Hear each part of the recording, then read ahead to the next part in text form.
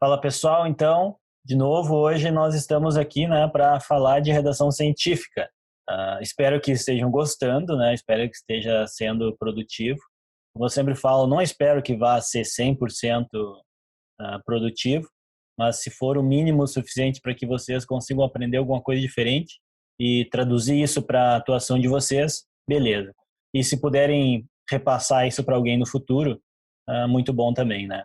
Então, hoje a nossa aula é sobre discussão e conclusão. São temas não, são partes fundamentais do nosso artigo científico, né? E além disso, são partes em que muitas vezes a gente tem muita dificuldade na construção. Então eu escuto muito isso, tipo, nossa, discussão é a parte mais difícil, discussão é a parte mais difícil, eu não consigo fazer.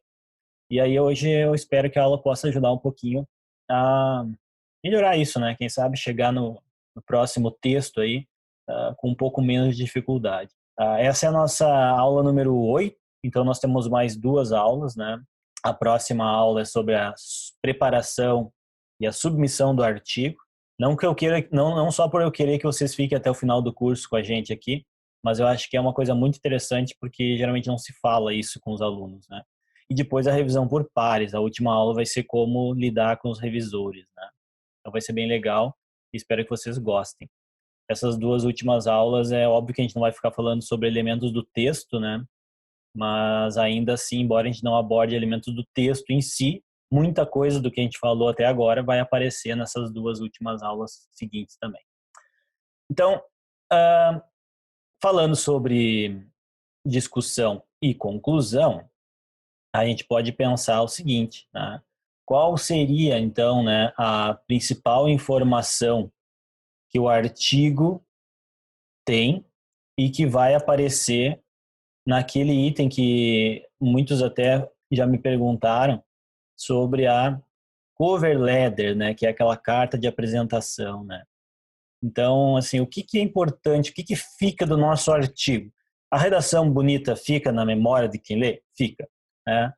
Uma figura bonita fica na memória de quem lê e tal? Fica, né? Mas, no final das contas, a principal contribuição no trabalho de vocês são os resultados que vocês encontraram e o que vocês concluíram, né? Então, na cover letter, nós vamos usar muito a nossa conclusão. A gente vai usar aquela informação da conclusão para valorizar o nosso trabalho lá na cover letter. Mas hoje não é a aula ainda que a gente vai falar de cover letter, mas é importante vocês perceberem isso, né? Então vocês podem pensar assim, mas eu vou só escrever a conclusão lá, só a frase, como é que vai ser? Escrever é uma coisa, o que está lá é outra, né? Então não quer dizer que vocês vão escrever uma frase igual da conclusão, certo? Claro que vocês vão contextualizar, vão contar alguma coisa, mas o que vale é a informação. A informação tem que bater com a conclusão de vocês, porque senão não vai funcionar. Senão o editor, que é a primeira pessoa que enxerga aquele material, ele não vai saber direito o que vocês estão fazendo, que o trabalho de vocês traz. E a gente vai falar isso na próxima aula sobre o quão, não vou dizer difícil, mas assim, o quão exigente está sendo esse processo de colocar um artigo para revisão, para colocar o artigo para revisão. Tá? E aí a gente pode pensar o seguinte também, qual será o primeiro item do artigo a ser escrito? A gente já falou isso em uma aula anterior, né? E a gente até comentou sobre os resultados, e eu disse para vocês, os resultados, de fato, vocês vão escrever eles, né? Porque vocês vão ter que ter a informação. Mas o primeiro item de redação científica, onde vocês têm que interpretar algo e traduzir numa frase ou em palavras para apresentar, é a conclusão. Tá? Então é ali que vocês vão começar o trabalho de vocês. E lembre algumas coisas que eu já comentei nas outras aulas. Né? Sempre já escreva o título desde o início, já escreva o resumo desde o início, depois vocês vão aprimorando. Já escreva a conclusão desde o início. Depois vocês vão aprimorando esse texto a cada vez que vocês revisarem. E aí, então, já que a conclusão é mais importante, vamos ver algumas conclusões. Então, olhem o que eu vou mostrar aqui agora e pensem o que vocês acham dessas conclusões. Então, aqui diz, em conclusão, mais estudos são necessários para determinar os efeitos de tal intervenção. Mudem tal intervenção pelo que vocês quiserem ali. Aí, claro, a gente não tem como conversar aqui, mas vocês já leram alguma coisa assim num artigo? Tenho certeza que já, né? Tenho certeza que, não todos, né? Mas tenho certeza que a maioria já leu alguma coisa nesse sentido. Outros grupos devem ser considerados com uma amostra maior para validar tais resultados. E troquem tais resultados pelo que vocês vivenciam de resultados. Vocês já leram conclusão assim? Já. Não há diferença no efeito do antioxidante entre os diferentes grupos. Troque os diferentes grupos pelo que vocês estão fazendo ali, entre o treinamento de força e de velocidade, o treinamento aeróbico e anaeróbico. Esses resultados possuem importante implicação para a fabricação de calçados esportivos. O tratamento com tal produto reverte déficits de aprendizagem. A minha pergunta é, isso é uma conclusão, será? Será que isso traz uma contribuição no trabalho de vocês? Será que a principal contribuição no trabalho de vocês é dizer que tem que ter mais estudos? Será que a principal contribuição é dizer que tem que ter uma amostra maior? Então, pessoal, cuidado com o que vocês estão passando de mensagem. Cuidado. Não quer dizer que essas frases que eu coloco aqui, elas não possam aparecer. Talvez elas apareçam. E talvez seja muito elegante elas aparecerem, a gente vai mencionar mais adiante. Agora, é essa a mensagem principal que vocês vão colocar? Não é a principal mensagem não é essa, né? A principal mensagem tem que ser o que o trabalho de vocês traz de novo. Então, se o que ele traz de novo é dizer que tem que ter mais estudos, daí ferrou, né? Aí não tem como. Daí vai ficar muito difícil a gente conseguir colocar no papel uma coisa interessante e, principalmente, chamar a atenção do leitor.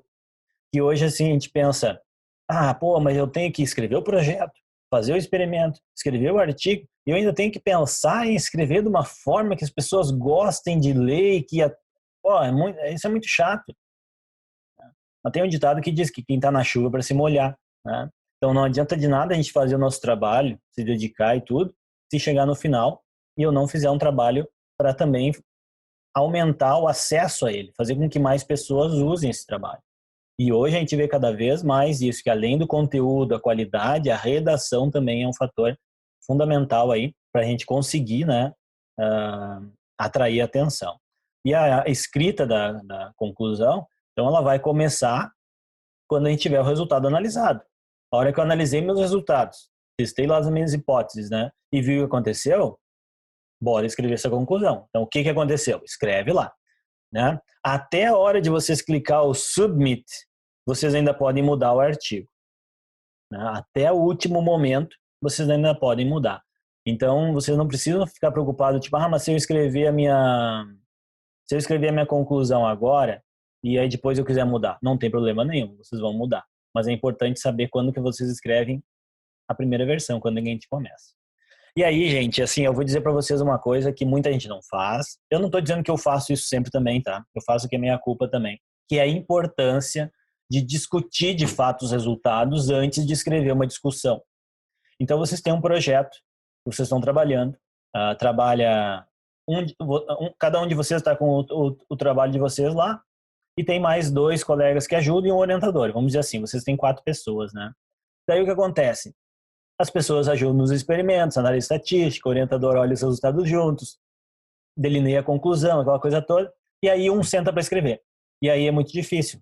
Demora, tem dificuldade do que encaixar no texto. Por quê? Porque antes de começar a botar no papel, a gente tem que olhar esses resultados com mais gente, a gente tem que olhar junto. Nem que seja tu, teu orientador, mas se tiver mais alguém envolvido no projeto, coloca junto também. Porque a hora que vocês começarem a discutir, vocês vão começar a enxergar possíveis delineamentos para esse texto. Que se uma pessoa só estiver trabalhando, vai ter só um delineamento, né? Uma ideia de raciocínio. Mas se tiver 2 ou 3 pessoas juntas, e principalmente com diferenças de expertise e até mesmo nível de conhecimento do assunto, vocês vão ver que a discussão de vocês vai ficar mais rica. Porque ela vai ficar exatamente como as revistas buscam, ela vai ficar mais ampla, ela vai conseguir abarcar mais aspectos, né? Mas muitas vezes a gente não faz isso. Por quê? Porque termina os experimentos correndo, porque está tudo atrasado do cronograma, porque a análise que eu ia fazer demorou mais tempo, porque as figuras que tinham que estar prontas não estavam, porque o orientador viajou e não conseguiu ler o texto. E aí, a gente acaba esquecendo tudo que a gente fala aqui na nossa aula de redação, porque a gente não está organizado no tempo, né? Então, a gente tem que planejar esse momento também como cronograma do meu projeto. Eu tenho os resultados, agora eu vou discutir e depois eu vou escrever, né? Então, tentem implementar isso, tentem fazer isso, porque é só essa troca que vai ajudar vocês a escrever. Senão, não vai funcionar. Não tem aula de redação que ajude. Então, a gente vai falar resultados postos e aí, né, o que eu faço então? Concluir, sustentar, convencer, discutir e finalizar a redação. Então, esse é o nosso ponto de hoje, né? Então, vocês já sabem, a conclusão é um dos elementos principais de um artigo científico. Por que que isso acontece? Já mostrei esse diagrama na outra aula, né? Porque a conclusão, ela vai permitir avaliar a significância do estudo. Então, a pergunta é, temos novidade? Temos novidade com o nosso resultado? Então, o quão novos são os meus resultados em comparação com o que já existe na literatura? Eu já comentei também com vocês que esses novos achados, eles podem ir por dois caminhos. Eles podem significar um avanço incremental, ele está trazendo informações que ajudam a sustentar o que já estava lá disponível. Então, tem um conceito, tem uma teoria, e eu estou testando essa teoria sob mais uma perspectiva, e eu estou conseguindo ajudar que essa teoria continue se sustentando ou continue não sendo aceita. Ou eu posso estar aqui do outro lado e ter um avanço conceitual, né? Esse avanço conceitual, eu proponho algo novo. Então, eu estou agora propondo algo novo que até então não estava tão evidente na literatura. Um ou outro é melhor ou pior? Não é essa a questão, pessoal. Não é essa a questão de se é melhor ou é pior. Pode ser um estudo que traz um avanço incremental e seja muito bom. E pode ser um estudo que traga um avanço conceitual e também seja muito bom. A questão é que a gente tem que ter noção de que o nível de impacto que essas duas situações geram é diferente. Quando eu tenho um avanço incremental, eu vou trabalhar com impacto médio e baixo. Quando eu tenho um avanço conceitual, eu vou trabalhar médio e alto. Então, o que eu quero dizer aqui? Eu quero dizer que não adianta vocês delinearem um estudo que já se sabe que vai trazer um avanço incremental e vocês quererem mandar para uma revista com fator de impacto lá em cima, porque não vai funcionar, né? Se funcionar, vai ser por acaso. Não é a teoria não é essa, né? Não é assim que teoricamente funciona. Então a gente tem que ter muita noção. Então, quando lá no início do curso a gente fala que tem que escolher o nível da revista antes de escrever o projeto, é isso que eu estou falando. Tá, vocês querem publicar um artigo numa revista, um fator de impacto 10 ponto alguma coisa, 11, 12? Ótimo. Qual é o fator de impacto médio da área de vocês? É 2. Tá, a média é 2. Vocês querem publicar numa 10? Sim. Então, qual lado vocês têm que ir aqui? Vocês têm que buscar um avanço conceitual. Senão vocês não vão conseguir. Vocês podem até conseguir acima da média, mas não vão conseguir o 10. Né? Então é mais ou menos esse o pensamento. Não é que seja ruim ou bom, não é isso. Não é isso. Não é ser ruim ou bom. Né? É saber aonde eu vou ir. Tá? E aí, a partir disso, continuar o meu plano de redação. E aí vocês podem pensar assim, mas como é que eu vou saber se tem relevância? Né? Então, por exemplo, se os resultados de vocês têm relevância para uma região ou população específica ou eles têm implicações para diferentes regiões e populações? Mas é tão importante aquela população específica. Eu concordo, é importante. Vai ter relevância para aquele contexto. Então, não é, de novo, pessoal, a questão não é de ser isso ou ser aquilo. A questão é teórica aqui, conceitual. Então, se é importante para um grupo menor, talvez o alcance não vai ser tão grande, né? Se é importante para um grupo maior, o alcance vai ser maior. E aí isso acaba aumentando o impacto. Tá? Então, normalmente, é isso que a gente tem que ter em mente. E aí eu acho que é muito importante saber essas coisas e principalmente se não é ouvir eu falar aqui e dizer assim, agora eu sei. Não. É vocês refletirem sobre, né? Porque isso é fruto de muito, como é que se chama? Agora me fugiu a palavra. Né? Mas a pessoa se prepara para um trabalho e ela tem certeza que ela vai conseguir aquilo e ela não consegue. Né? E aí fica frustrada. Era essa palavra que me faltou um pouquinho antes. Então gera muita frustração eu não saber direito onde é que eu estou pisando, né? E às vezes o que acontece? Quando a gente é jovem, a gente, jovem academicamente, não em termos de idade, né? A gente às vezes fica viajando, né? Eu lembro quando eu fui escrever a revisão da minha tese de doutorado, eu queria mandar para uma revista que eu penso e eu não acredito que eu falei isso com o meu orientador, né? E meu orientador dizia, não, vamos ver como vai ficar o texto, vai trabalhando. Mas eu estava mega empolgado, eu queria mandar para aquela revista que estava, né? Então, assim, foi publicado em outra revista. Foi ruim? Não. É o meu trabalho mais citado até hoje, né? Não foi ruim. Só que a minha ideia inicial não estava batendo com o que eu tinha na mão, né? Então, por isso que é importante vocês conversarem e entenderem, às vezes, por que que muitas coisas, às vezes, a gente tem que estudar um pouquinho antes o que eu quero, para poder daí sim traçar meu plano. A questão da publicação é isso. Às vezes as pessoas perguntam, como é que vocês publicam tanto? Tá? Não é questão de publicar tanto. A questão é de planejar as coisas um pouquinho melhor de qualidade, vamos dizer assim, né? No planejamento. Quer dizer que o negócio vai ficar bom. Então, quando vocês escrevem a conclusão, lembrem sempre que a conclusão vocês escrevem no presente, né? Tempo verbal presente. Por quê? Porque ela é agora, o que está acontecendo naquele momento. Pode ser que daqui a 5 anos a pessoa leia e tenha mudado tudo, né? Então tem várias áreas aí que ao longo dos anos os conceitos mudam. Exceto quando é uma questão histórica, né? Tipo, é óbvio que quem descobriu o Brasil, você não vai dizer que né? Foi, né? Aconteceu há muito tempo atrás. Então, cuidem isso. E tem um conceito de redação aqui importante. Quando vocês escrevem a conclusão de vocês no passado, vocês reforçam o papel da amostra e limitam o resultado àquele grupo, né? Então, se vocês têm uma amostra que vocês estão estudando e ela é representativa, vocês querem inferir para outras pessoas, ou situações, ou animais, células, sei lá, tá? Vocês vão concluir no presente. Agora, se vocês sabem que aquilo ali é limitado só para aquela amostra de vocês, aí sim, aí tudo bem. Vocês vão colocar no passado, vocês vão limitar para aquela amostra. Então é muito importante esse conceito, pessoal. Por que que eu escrevo no presente? Que nem voz ativa e passiva. Vocês já sabem, já falei, né? Por que que a gente escreve em voz ativa e não passiva? Vocês já viram por quê, né? Que nem aqui. Por que que eu escrevo no presente a conclusão? Porque se eu escrever no passado, eu reforço o papel da minha amostra. É só para aquela amostra que serve que eu estou concluindo? Não. Então no presente. Ah, professor, é só para aquela amostra sim, porque é um contexto específico e tal, papapá. Ah, não, então, beleza. E aí a gente tem que pensar o seguinte: se eu tenho lá no final da ponta a minha conclusão, eu tenho que construir a minha discussão de modo a apresentar as razões para que o leitor aceite aquela conclusão. Então, eu concluí tal coisa. Por que eu concluí aquilo? Agora, eu tenho que desenvolver, eu tenho que mostrar o fundamento para aquilo, né? Então, a discussão, ela tem que mostrar, aqui está escrito deve, mas a verdade é que ela tem que mostrar o raciocínio por trás da conclusão apresentada. Então, se eu tenho uma conclusão, eu vou usar a minha discussão para fundamentar ela. Então, enquanto a conclusão é uma frase curta, pense que a conclusão tem que ser sintética.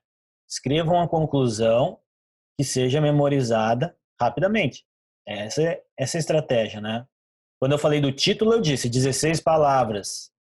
Em média, né, pessoal? 16 palavras. Ah, legal. E a conclusão, uma frase que vocês consigam memorizar. Se for um parágrafo inteiro concluindo, talvez vocês não consigam memorizar. Então, lembrem que para uma conclusão de qualidade, né, uma conclusão de qualidade basta. Uma conclusão.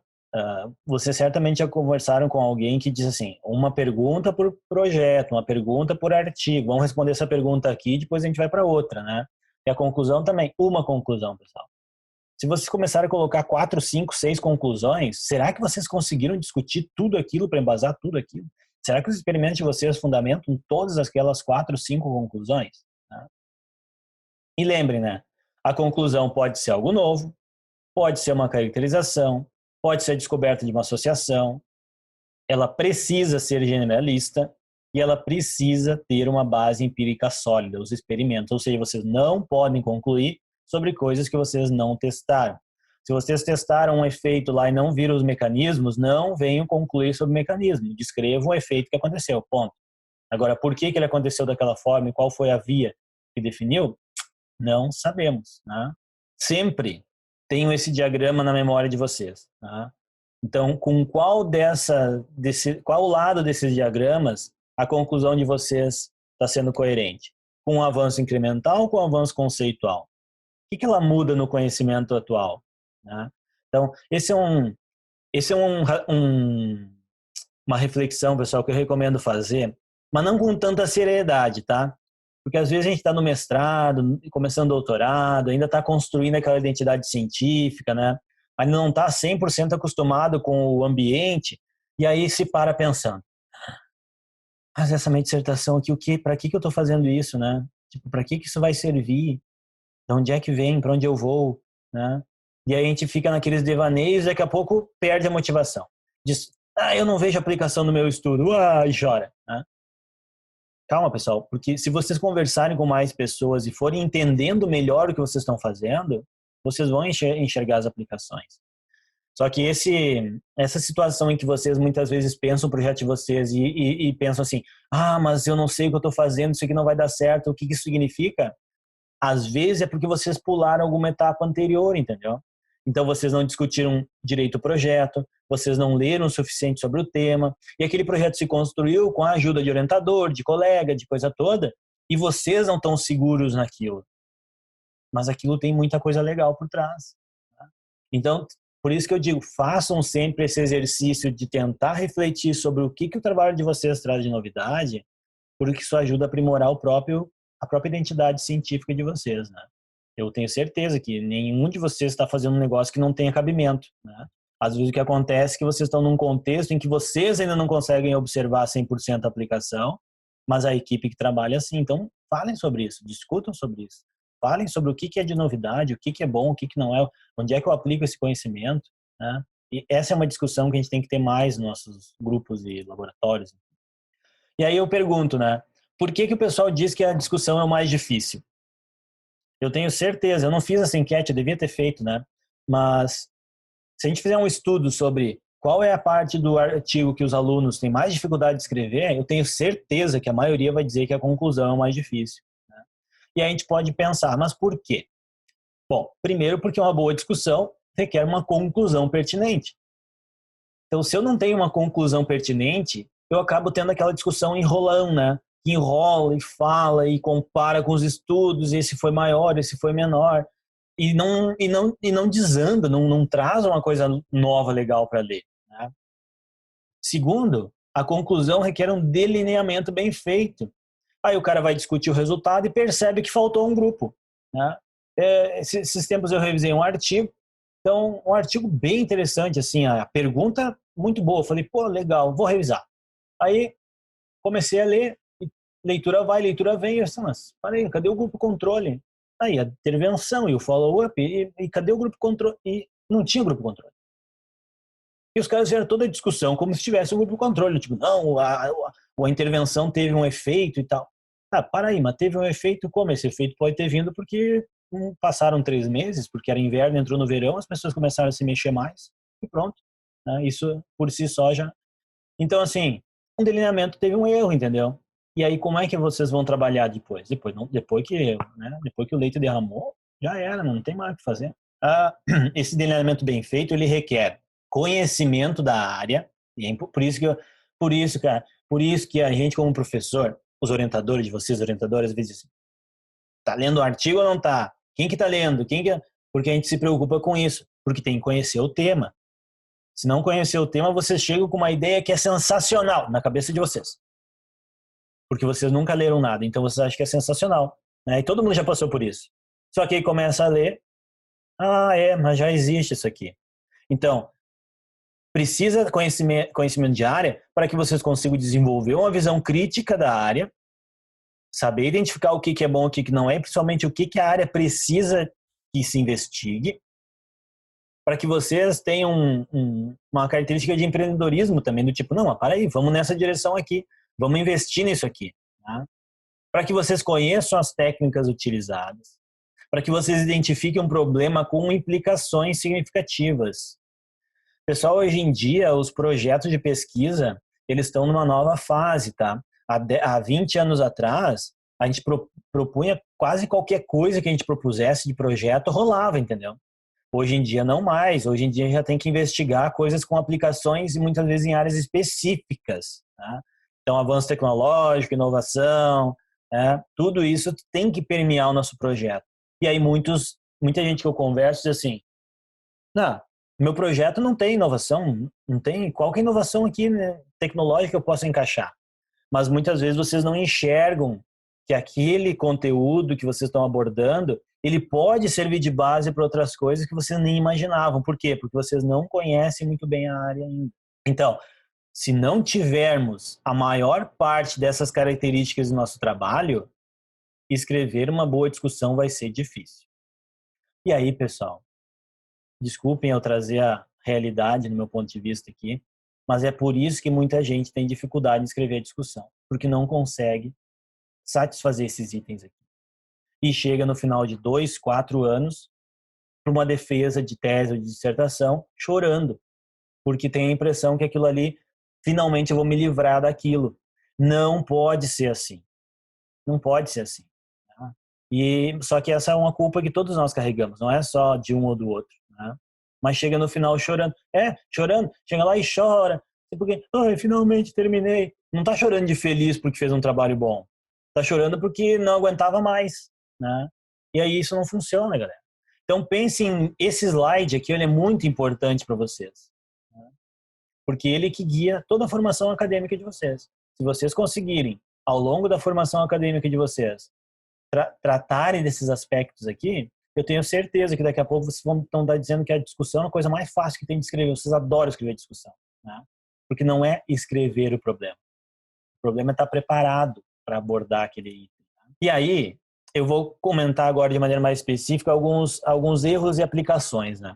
Então, uma coisa que acontece muito, gente, é a tal da discussão fofoca. Né? Discussão fofoca. O que é discussão fofoca? Um termo cunhado pelo professor Volpato num dos livros dele. Né? A discussão fofoca é aquela. Em nosso estudo, observamos aumento da temperatura. Fulano de tal encontrou resultados similares.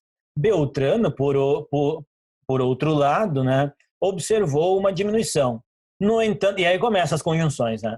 No entanto, né, adicionalmente, desta forma, por conseguinte, aí tem mil palavras já de discussão e não disse nada. Então, a discussão não é comparar dados. Não é comparar dados. Quem compara dados é estatística. A discussão, vocês falam dos conceitos. Né? Então, vocês vão falar dos conceitos. É claro que vocês vão, de alguma forma, comparar estudos, mas não dizendo, né, um parágrafo inteiro. Eu tenho certeza que vocês já leram um texto assim, dizendo tal estudo encontrou aumento, tal estudo encontrou diminuição, tal estudo não encontrou mudança. Não é isso. A questão é, vocês encontraram aumento. Por que esse aumento aconteceu? Esse aumento aumentou. Por que esse aumento aconteceu? Talvez o fulano de tal que tenha encontrado um aumento similar tenha dado um estímulo, tá, similar. Então, o aumento que nós observamos pode decorrer de tal coisa. Quem que fundamenta isso? O outro estudo que vocês estão citando e que também encontrou esse aumento num contexto parecido. Agora não é ficar descrevendo, o meu foi tanto, o dele foi tanto, o meu é maior, o dele é menor. Não é isso. Tá? Então não é o lugar na discussão para ficar puramente comparando resultados. Né? A gente tem que ter os argumentos. E isso vai usar literatura, né? Mas não precisa descrever a literatura. E eu acho que esse é talvez alguns que estão, né? Hoje teve uma baixa grande no número de alunos, né? Então, assim, os que estão presentes acompanhando aqui, talvez pensem assim, como é que eu posso melhorar minha discussão? Essa é a primeira coisa que vocês podem fazer. Vai lá no texto que vocês estão trabalhando e tentem identificar partes em que vocês estão fazendo essas comparações.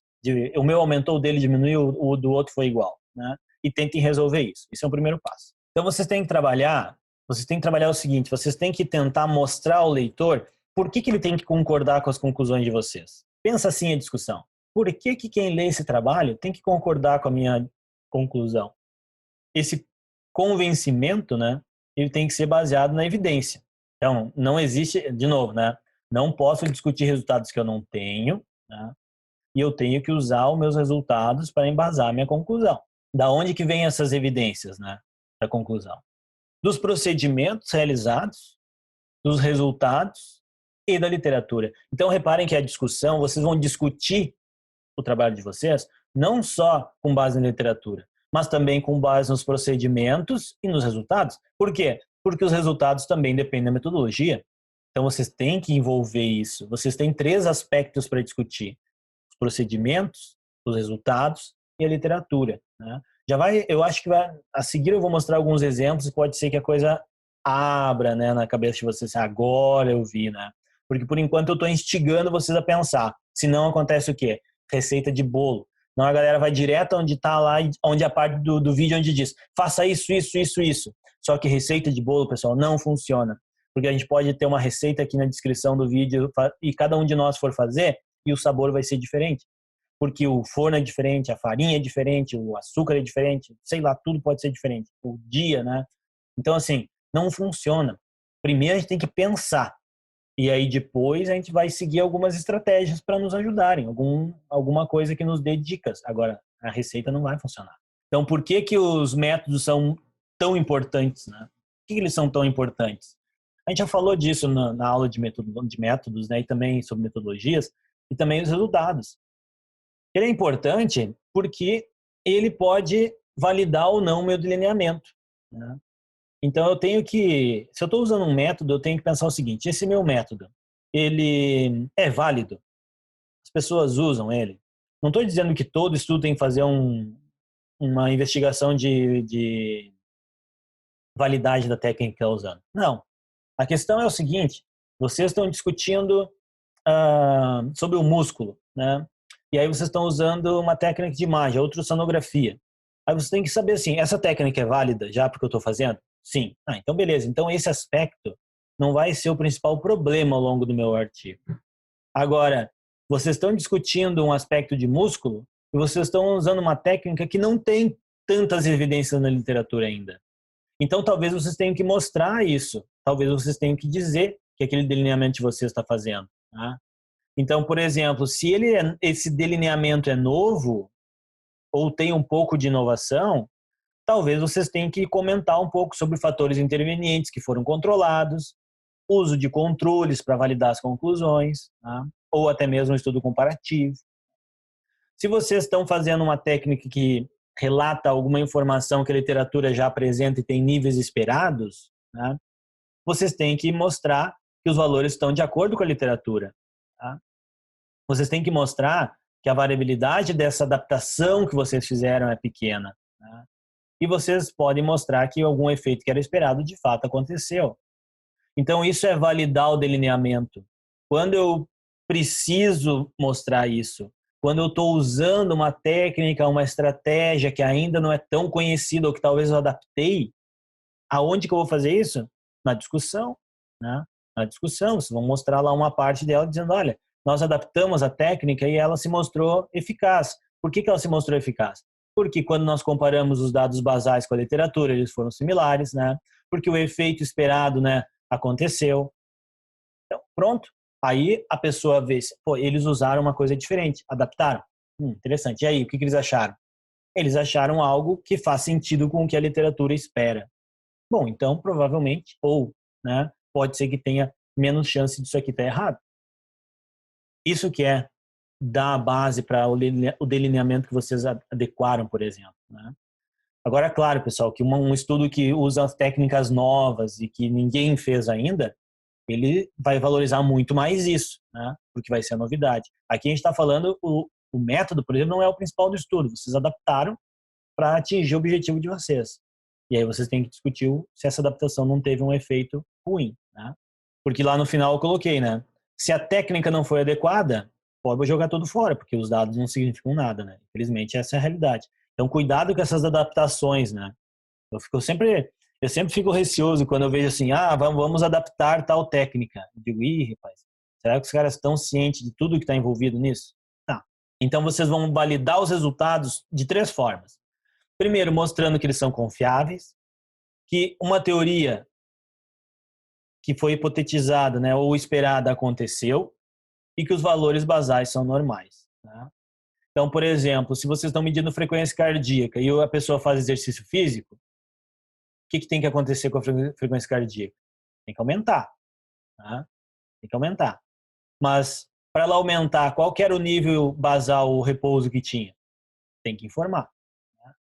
Agora, se não aumentou ou se teve algum problema e os dados não batem muito com o esperado, será que os valores são confiáveis? Será que a técnica foi confiável?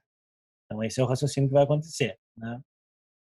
Então, são 3 blocos, que não quer dizer que vocês vão escrever um parágrafo assim: nossos dados são confiáveis. Afirmamos isso porque tal coisa. Os resultados esperados aconteceram porque tal coisa. Os valores, não é isso, gente. Não é colocar dessa forma no texto. É o texto de vocês mostrar isso. Pensa esse exemplo que eu dei de faz exercício, o que acontece com a frequência cardíaca? Tem que aumentar, né? Então, tem que aumentar a frequência cardíaca com o exercício.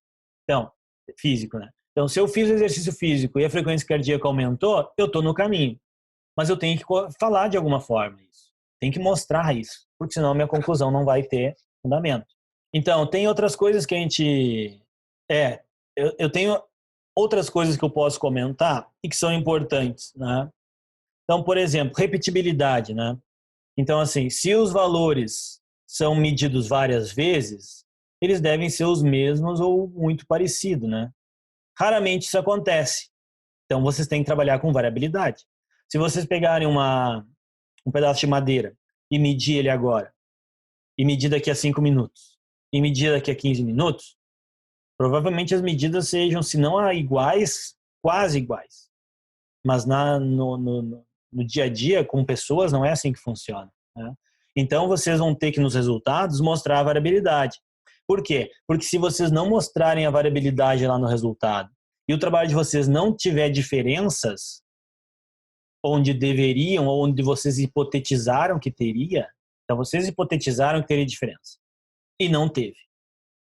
E aí a hipótese de vocês não se concluiu, não se confirmou. Mas por que não se confirmou? Daqui a pouco tu vai ver a variabilidade e vai ver que o grupo era muito heterogêneo. Aí o leitor, o revisor ou o leitor, ele vai olhar aquilo e vai dizer, não, mas para aí, não tem como não ter dado diferença. Vamos ver o resultado. Mas não tem a variabilidade. Se não tem a variabilidade, a gente não consegue ter uma ideia do que está acontecendo. Se tiver muita variabilidade, talvez o que aconteceu? Algumas variáveis que influenciam, né, as variáveis intervenientes, não foram controladas ou não foram apresentadas. Então, reparem que nós estamos discutindo o resultado, mas a gente ainda está voltando lá no item resultados, porque ele que vai me embasar. Então, eu tenho que mostrar. Eu tenho que mostrar que o resultado está dentro do esperado. Então, se eu estou medindo ângulos articulares durante um determinado movimento, uma pessoa caminhando, e os meus dados mostram valores totalmente diferentes, aonde que está o problema? Pode estar lá no uso da técnica. E em vez de usar, isso a gente vê bastante acontecer, bastante não, mas algumas vezes, né? Existem protocolos padrão para definir esses ângulos articulares lá no corpo de uma pessoa quando ela está caminhando, nos estudos biomecânicos. E aí, às vezes, as pessoas querem inventar um protocolo novo e apresentam um negócio que não tem pé nem cabeça e uns valores que não batem com nenhuma literatura, não consegue comparar com nada. Então, poxa, vocês têm que assumir que se vocês mudaram isso, vocês estão tendo um efeito na intervenção de vocês que vai complicar a discussão de vocês. Então, assim, existe um protocolo adequado já para fazer isso? Sim. Então, eu vou lá fazer esse protocolo, porque isso vai me ajudar a chegar a um resultado que está próximo do que a gente conhece, do que as pessoas estão acostumadas a verem, né? A não ser, claro, quando vocês estão trabalhando com um fenômeno novo, é diferente. Aqui a gente está falando de coisas que já existem, né? E só depois disso tudo é que vocês vão começar a escrever. Então, reparem que vocês tiveram que olhar os resultados, ver se eles são válidos, trabalhar com variabilidade, comparar com a literatura e observar se aquilo que vocês estão apresentando e concluindo tem base na literatura. Então, pensa o seguinte, a literatura toda mostra que quando começa a fazer exercício físico, a frequência cardíaca aumenta. E vocês encontraram que a pessoa fez exercício e a frequência cardíaca não mudou. E vocês estão discutindo isso porque, afinal de contas, é o achado de vocês. Só que vocês esqueceram de considerar nessa discussão que lá nos resultados tem um desvio padrão enorme nos dados. Vocês desconsideraram o fato de que algumas pessoas chegaram no laboratório e ficaram 10 minutos sentadas para a frequência cardíaca diminuir, próxima do repouso, e outras chegaram caminhando e vocês estavam com pressa e não deram 10 minutos. Então, a frequência cardíaca inicial variou muito entre os participantes. E aí, quando olhou a curva do início para o final do exercício, não teve diferença. Então, reparem que se vocês só olharem o resultado da estatística lá e forem discutir ele, vocês estão errando tudo. Né? Vocês precisam olhar as outras coisas. Então, mas eu não controlei isso, então vou discutir isso. Vou discutir que minha frequência cardíaca nesse grupo não mudou, porque eu não controlei o repouso. Pessoal, vocês não conseguem publicar isso em lugar nenhum, entendeu? Porque isso todo mundo já sabe. Então, vocês estão aí mudando tudo no artigo de vocês para tentar solucionar um problema que aconteceu. Né? Então, olhem como tem coisas que a gente tem que refletir antes de escrever. Por isso que essas discussões que eu trouxe até aqui, onde é que elas vão aparecer? Naquela hora que vocês sentarem, discutir os resultados, mostrar o que vocês estão encontrando, ou conversar com os colegas sobre possíveis delineamentos e encaminhamentos. E aí vocês vão escrever. Beleza, agora sim. Né? Aí eu falo assim, poxa, mas ele ficou meia hora falando só dessa parte. Claro, porque é o mais importante. Primeiro tem que estar aqui, gente. Primeiro você tem que ter tudo na cabeça para depois colocar no papel. Não é o contrário que funciona. Não é sentar e dizer assim, agora eu vou escrever a discussão. Não. É sentar e dizer assim, agora eu vou pensar sobre a discussão. Tal possibilidade, eu faço aqui, faço lá. É isso aí? Acho que é isso aí. Então agora eu vou para o papel. E aí eu começo a minha discussão escrevendo a conclusão. Então eu começo lá a minha discussão dizendo o que eu encontrei. E lembrando sempre, voz ativa. Por quê? Porque a discussão vai ser baseada na interpretação de vocês. Vocês que estão interpretando. Se vocês colocarem voz passiva, vocês vão fechar a possibilidade de qualquer outra pessoa discutir. E não é isso. Né? Então, voz ativa por quê? Porque é a minha interpretação. Eu, como autor, estou tendo essa interpretação e estou colocando no papel. Agora, vocês estão lendo o artigo e podem ter interpretações diferentes. Por quê? Porque vocês têm outra bagagem, outro nível de conhecimento, outras áreas. Né? Então, pense nisso. Então, começa a discussão e coloca lá a conclusão. Lembrem, nós estamos começando a escrever, tá, pessoal? Pode ser que algumas coisas venham a mudar ainda. Então, vou lá e escrevo. Né? Nesse estudo, encontramos um efeito significativo de tal intervenção sobre tal aspecto. Né? Mostre o que vocês encontraram. Não fica aguardando, gente. Não fica aguardando. Tá? Esquece isso aí de guardar para depois. Mostra, coloca ali no display do negócio. Tá? Aí vocês vão validar as conclusões e discutir, e eu já vou falar sobre esse parte do meio aqui. E depois, no final, vocês vão retomar aquela conclusão e mostrar as implicações que o estudo tem. Lembrem, nós, cientistas, queremos mais respostas e menos especulações. Então, não discutem dados que vocês não tenham. Tá? Então, vamos lá. Começa escrevendo a discussão. Olha só esse artigo, um artigo de uma revista de impacto, né? Então, comece mostrando a principal conclusão, mas sem justificar. Não discutam ainda. Só digam o que vocês encontraram. Tá? Então, esse estudo investigou o efeito de doses clinicamente recomendadas na clínica do PRM, que é um remédio, né? E de um outro remédio, e um placebo, dado na hora de dormir, né? E o efeito do controle postural de idosos, né? Durante a noite. Então, eles retomaram, isso eu acho muito interessante, eu gosto de fazer nos meus artigos isso, né? Meus alunos também já criaram esse hábito. Eu começo a discussão dando uma lembradinha no meu objetivo. Só uma lembradinha, assim, tipo, só para posicionar o cara, assim, é mesmo, o que é mesmo que eles queriam ver? Tal coisa, tá ali, né? E aí dizem, o principal achado do estudo é que o PRM não tem efeito, né, sobre os parâmetros. Eles deram o principal resultado, né? Agora, se o Stilnox, não sei das quantas, né, eles não falaram ainda, mas eles deram o principal resultado. Né? E é isso que vocês têm que fazer. E aí você tem que pensar o seguinte, pessoal, a discussão é difícil de escrever, mas vocês têm que começar. Então comece com o que é fácil. Primeiro parágrafo é fácil de escrever. Você já tem o objetivo. E você já tem o resultado. Então escreve. E aí vocês já vão ter aquele feeling do tipo, já escrevi um parágrafo na minha discussão, agora vai. Tá? E aí vocês vão construindo, né, esse texto. Escrevendo, reescrevendo, comentando, né? Então, reparem aqui tem um outro pedaço, do mesmo artigo, né? Tem um outro pedaço discutindo e comentando os outros resultados. E por que que uma substância teve o efeito e a outra não, né? E por que que aquilo ali é importante? Então aqui eles estão finalizando. Eles estão dizendo que o estudo mostra, né, que tal, e então, e aí eles falam, né, uma aplicação. Isso aqui seria o final da discussão, é o final da discussão deles, né? Então eles estão reforçando as conclusões gerais, sem repetir o primeiro parágrafo, não é ficar enchendo linguiça, né? É falando, repetindo o contexto, o conteúdo, né? A forma como aquilo ali está colocado. E falando de implicações reais. Lembre lá no início da aula eu coloquei, né? Ah, esses estudos têm implicações sobre tal coisa. Cara, falem coisas que de fato vão servir, entendeu? Não fiquem divagando ali sobre coisas que não são reais, implicações reais. Pode ter uma implicação real, tá ótimo, né? Não precisa vocês ficarem inventando 4, 5, tá? Vocês também vão ter que considerar nesse item as limitações do estudo.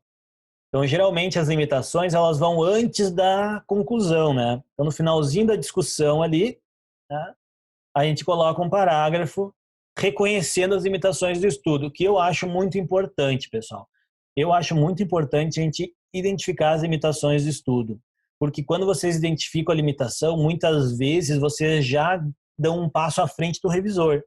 Só que a gente tem que tomar um cuidado para não limitar, para não limitar não confundir limitação com inviabilização. Então é o seguinte, a limitação é um negócio que vocês não tiveram como controlar, tá? Então eu estou fazendo um teste de tempo de reação em humanos. Eles estão olhando para uma tela e a hora que mudar de cor eles têm que apertar um botão. Vocês orientam a pessoa a prestar atenção na tela. Mas vai que o notebook de vocês tem um adesivinho no cantinho e a pessoa gosta daquele adesivo. E ela está olhando para aquele adesivo. E aí, talvez ela demorou um pouquinho mais para responder quando mudou a cor da tela. Vocês não têm como saber. Vocês não estão medindo isso na cabeça da pessoa. Vocês não estão com óculos vendo onde é que o olho dela está se posicionando. Então, isso é uma limitação, né? Os sujeitos eles foram orientados a prestar atenção à tela, embora a gente não possa garantir que no momento de troca da cor eles estavam olhando para a tela. Agora, vocês estão fazendo um teste em que a temperatura do ambiente influencia. E vocês decidiram não ligar o ar-condicionado porque vocês não estavam sentindo calor. Só que o cara terminou o teste suando.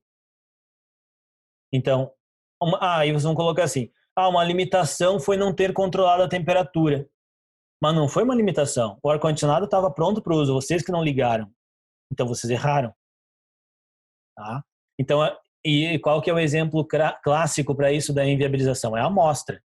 Chega lá e diz, foram poucos sujeitos. Mas por que não coletou mais sujeitos? Pessoal, é inadmissível o artigo de você ser negado pelo revisor dizer que vocês não têm sujeitos suficientes. Não dá para acontecer isso. Tá? Não dá. Tá? Porque isso é um erro, não é uma limitação. Tá? Limitação vai ser se vocês analisavam uma população específica e tinham só tantos pacientes daquilo, naquele caso específico. Agora, se não, não. Tá? E aí depois a gente pode pensar também em situações que são limitações à forma como os sujeitos foram recrutados também. Tá? Então pensem que vocês têm que identificar, investir propostas que tenham o mínimo possível de limitação para ganhar tempo e qualidade. Tá? Então, cuidado com isso, cuidado com a limitação e viabilização. Cuidado também com os estudos futuros. Lembrem que sugestões de estudos futuros devem ter lógica. Não é dizer o que vocês já estão fazendo de experimento. É daqui a pouco dizer um desdobramento que algum estudo futuro pode observar. Daqui a pouco é um efeito que vocês observaram que era inesperado, mas que se repetiu bastante e que talvez um estudo futuro possa investigar qual mecanismo definiu aquele efeito. Isso sim. Né? Agora, sugestões generalistas, né? Como estudos futuros devem analisar a implicação desses resultados para outra população. Faz sentido essa sugestão? Né? Bem assim, faz sentido? Né? Então, eu imagino que uma sugestão de estudo futuro seja uma que ajuda a complementar ou entender melhor o resultado que vocês têm ali. É isso que você tem que pensar como sugestão de estudo futuro. Então, cuidado também, né, para não fazer com que a conclusão de vocês vire muito mais sugestão do que, de fato, conclusão. Né? Vocês têm que ter a conclusão de vocês. A conclusão que é o principal. Não é a questão do que eu acho que deve ser feito. E aí vamos ver algumas dicas agora de redação, nessa parte final, falando sobre alguns trechos de artigos. Né? Então, reparem, pessoal, esses 2 trechos de artigos, no artigo publicado na Science, que tem uma referência aqui e outra referência aqui. São 2 referências só, nesses 2 parágrafos. Né? Por que eu trago isso? Porque, às vezes, a gente recheia demais nosso texto com referências e esquece que vocês têm que debater o que vocês estão encontrando. Tá? Então, não enchem o texto de vocês de referência. Tá? Essa é uma primeira dica. Outra coisa importante também é ninguém é obrigado a citar artigo de determinada revista. Isso, às vezes, eu vou falar na parte da revisão também do artigo submetido. Né? Então, não aceite essa coação para citações que muitas vezes a gente recebe. Evitem citar resumos, TCCs, dissertações e teses no texto de vocês, no artigo científico. Por quê? Porque resumo não tem os dados para a pessoa olhar, TCC, dissertação e tese não passou por peer review, passou pela banca, né? Mas não passou por peer review e, além de tudo, muitas vezes depois descobre que teve um erro lá e tem que corrigir e aquilo, né, se perdeu. Né? Evite usar citações de referências, né, de periódicos com pouco alcance. Tentem usar referências de revistas que as pessoas estão lendo, certo? Ah, mas eu achei lá a acta nórdica dos estudos interdisciplinares em biomecânica. A acta nórdica dos estudos. Tem um artigo muito legal. Mas eu nunca vi essa revista. Então, tá bem, quer citar? Vai atrás, então. Vai ver se tem peer review, se é confiável, se é uma coisa que existe há algum tempo, ou se o pessoal inventou isso aí agora e ninguém conhece ainda. Né? Selecione as referências. Selecione. Lembrem, as revistas têm 25 a 30 referências. Então, vocês não têm que estar escrevendo e citando toda hora. Vocês têm que ler, construir a base e referenciar o que vocês precisam fundamentar. Né? Então, vamos ver alguns exemplos, né, que aí tem algumas dicas envolvidas. Olha só esse texto. É um texto, pessoal, de 1974. Mas é um texto muito bom, muito bem escrito, né? Então, vocês podem depois olhar com calma isso aqui, tá? Não vou ficar parado no slide muito tempo, porque para não ficar muito longo. Mas vocês podem olhar depois com calma. Vocês vão ver que eles estão discutindo, eles estão falando, eles estão mostrando o ponto de vista deles. Eles citam uma tabela lá do resultado, para que a pessoa lembre que lá está isso aqui que eles estão falando, né? Eles concluem, eles mostram uma conclusão do parágrafo, eles dizem o que aquilo significa. E é assim que a gente tem que escrever. Lembra da anatomia do parágrafo lá do início de nossas aulas? Começa escrevendo uma afirmação. Então, depois fundamenta. Tá? Eu vou passar aqui alguns para vocês olharem. Então, a discussão, depois no final vai ter o ponto específico disso, mas eu gosto sempre de começar escrevendo algumas frases, que são minhas principais contribuições do estudo. E depois eu fundamento. Tá? Depois eu mostro o porquê daquilo. Então, reparem que tudo que eu estou mostrando aqui para vocês não é cheio de citação, não é cheio de referências. É um texto que está muito mais focado em debater, em conversar. Né? Depois vocês podem passar devagarinho e olhar os exemplos de cada um aqui. Aqui, olha só, mostrando as limitações, né? Mostrando o que está acontecendo. E se vocês têm uma limitação que vocês tentaram minimizar, vocês já podem falar isso também na discussão de vocês. Às vezes é importante. Então, vou lá e digo a minha limitação e mostro, olha, para essa limitação nós tentamos minimizar o efeito por tal e tal aspecto. Né? E com isso a gente espera que tenha ajudado. Então, vamos escrever a discussão com toda essa bagagem teórica aí que a gente viu nessa última quase 1 hora de aula. Né? Primeira coisa, abre lá o arquivo da discussão, começa o primeiro parágrafo, retoma o objetivo e apresenta o principal achado. Certo? Depois, estrutura a discussão de vocês com as principais informações que vocês têm de contribuições. Então, redija frases que apresentem as contribuições do estudo de vocês. Então, o treinamento, a minha hipótese era que o treinamento ia aumentar a frequência cardíaca. uma coisa muito nova, ninguém sabe disso hoje em dia. Nós vamos ver aí o que vai acontecer, né? Então, uma sessão de treino, será que aumenta a frequência cardíaca? A pessoa, então, o objetivo foi investigar, né, a resposta da frequência cardíaca a uma sessão de treino. E nosso principal achado foi de que, com esse treinamento desenvolvido, uma sessão aumenta a frequência cardíaca. Ótimo. Aí vocês vão falando mais. Essa frequência cardíaca aumentou de maneira parecida para todo mundo? Sim. Então você não pode escrever lá. As respostas foram bastante homogêneas. Ponto. Tinha homem e mulher, né? Tinha. E teve diferença entre os sexos? Na frequência cardíaca máxima, sim, mas o delta de mudança, não. Então, as mudanças observadas em homens e mulheres tiveram um comportamento parecido, embora as magnitudes tenham diferido. Está lá outra contribuição do estudo de vocês, né? Vocês observaram se tinha alguma associação entre as características das pessoas e as mudanças? Sim, a gente correlacionou com o nível de treinamento prévio deles, e quem era mais treinado não aumentou tanto a frequência cardíaca. Então tem uma outra afirmação. Esse aumento observado, ele pode sofrer influência do nível de treinamento prévio da pessoa. Então você já tem 3 afirmações do trabalho de vocês. Mais um parágrafo inicial da introdução e do objetivo e da conclusão, e mais o final onde vocês vão mencionar as limitações, você já tem 5 parágrafos. Você já tem a discussão de vocês escrita. Agora, esses 3 pontos que eu hipoteticamente coloquei aqui, eles são os mais importantes? São esses. Então, beleza. Fechou. Bora escrever, né? Então, agora vocês têm que argumentar cada uma dessas frases que mostraram a contribuição. Então, vocês lá falaram que o comportamento de aumentar foi similar entre homens e mulheres, mas as magnitudes foram diferentes. Então, o que a literatura me dá de informações para ajudar a entender por que o comportamento foi parecido entre homens e mulheres, mas as magnitudes diferiram? Depois, a outra era que vocês viram que quem já tinha um nível de treinamento maior, o aumento da frequência cardíaca não foi tão grande. Então, por que isso acontece, né?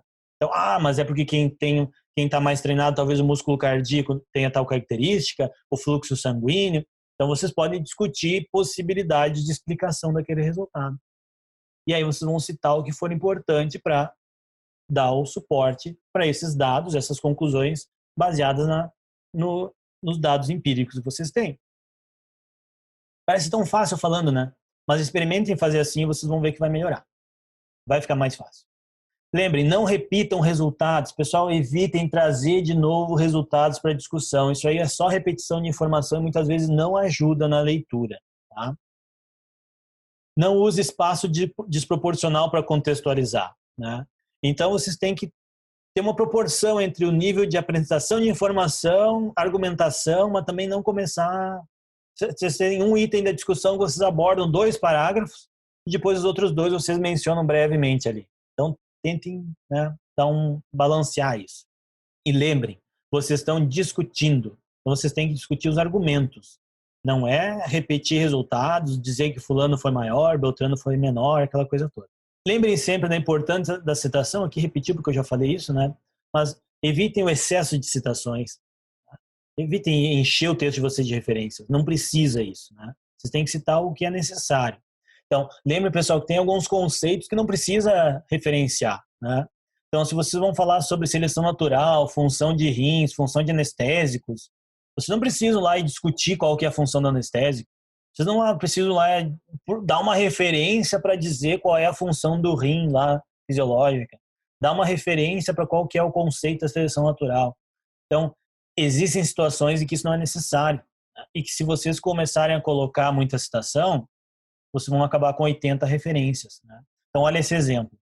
É necessário que se busquem alternativas para que melhorem os sistemas de produção de alimentos para a população humana, dado o crescimento exponencial da população. Então, todo mundo sabe que a população humana está aumentando nos últimos décadas aí, séculos, né? Vou botar uma referência para isso. Se você começar a colocar referência para qualquer afirmação mais generalista, vai complicar, tá? Então, esse é um exemplo que é difícil de dar para cada área, assim, mas pensem com esse exemplo mais generalista aqui que vocês vão conseguir ver no trabalho de vocês também. Conclusão no presente, certo? Lembrando que a conclusão se baseia nas evidências que são disponíveis, elas podem mudar no futuro, né? Aquela base teórica também pode mudar, daqui a pouco se descobre que aquele fundamento não é mais, né? Então, por isso que a discussão ela é uma construção. A discussão é uma construção de um argumento que é provisório, porque a conclusão pode mudar. É o que tal coisa tem um efeito benéfico, mas daqui a pouco se investiga e se descobre que não. Né? Em alguns casos, né, vocês vão separar a discussão ou deixar ela junto da conclusão. Né? Então, qual que é a minha dica aqui? Se a revista separa a discussão da conclusão, beleza. Se ela não separa, e normalmente a conclusão vai ficar também no último parágrafo, eu sugiro vocês colocar uma palavra que chame a atenção do leitor, né? Tipo, em conclusão, né? Ou então concluímos, né? Quando vocês começarem aquele parágrafo, só para poder chamar um pouquinho a atenção do leitor. E não repitam as mesmas frases. Lá no abstract, no início da discussão e no final da conclusão. Pense que vocês estão usando 3 partes diferentes do texto para convencer o leitor. Então, usem outras informações que podem ser úteis. Bom, esse é o nosso referencial da aula de hoje. A gente chegou aqui ao nosso antepenúltimo encontro, falando sobre discussão e conclusão. E na próxima aula nós seguimos, então, com o nosso item de submissão do artigo, onde eu vou falar novamente de várias partes do artigo e nós vamos preparar, então, esse texto que nos deu tanto trabalho para ser lido por outras pessoas. Espero vocês na próxima, então, também para a gente falar sobre isso.